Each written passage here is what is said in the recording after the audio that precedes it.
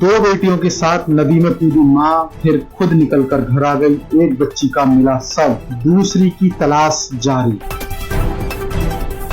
छत्तीसगढ़ के बिलासपुर में 2 दिन पहले लापता हुई सभी बहनों में से एक का शव शुक्रवार को मिल गया है, जबकि दूसरी बच्ची की तलाश की जा रही है। दोनों बहनें बुधवार रात अपनी मानसिक रोगी मां के साथ सो रही थी। अगले दिन सुबह परिजन उठे तो दोनों बच्चियां गायब थी। ग्रामीणों और परिजनों की मदद से पूछताछ में महिला ने बताया कि वह खुदकुशी करने के लिए गई थी। नदी में कूदने के बाद डर गई तो घर आकर सो गई। घटना पचपेड़ी थाना क्षेत्र की है।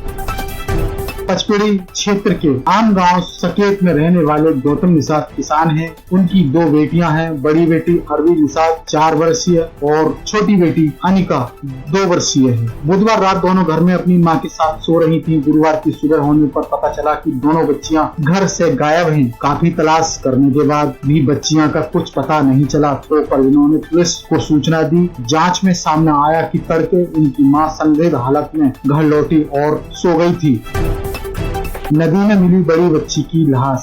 इसके बाद से ही पुलिस को संदेह था कि उनकी मां ने ही बच्चियों के साथ कुछ किया है। इस पर पुलिस ने ग्रामीणों के साथ ही महिला से भी पूछताछ की। काफी प्रयास के बाद परिजनों की मदद से पूछताछ में महिला ने बताया कि वह दोनों बेटी को लेकर सुसाइड करने गई थी। दोनों बच्चियों के साथ नदी में कूद गई। पानी में कूदने के बाद वह डर गई और तैरते हुए बाहर निकल आई। इसके बाद घर लौटी और आकर सो गई।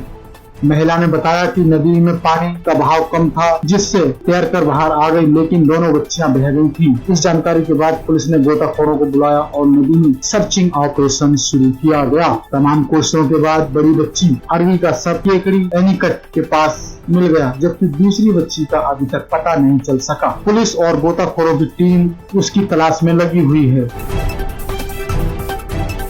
पेटीकोट पर ब्लाउज में ग्रामीणों ने महिला को देखा था। पुलिस की जांच व पूछताछ के दौरान ही पता चल गया था कि बच्चियों की मां मानसिक रोगी है। परिजन उसका झाड़ फूंक भी करा रहे थे। बुधवार की देर रात महिला घर से बाहर निकली थी। सुबह करीब 4 बजे उसे ग्रामीणों ने पेटीकोट पर ब्लाउज पहनकर घर लौट के देखा, लेकिन तब उन्हें बच्चियों के गायब होने की भनक भी नहीं थी। इसी आधार पर पुलिस ने मानसिक रोगी महिला से पूछा कि और बच्चियों के नदी में फेंकने का राज खुला।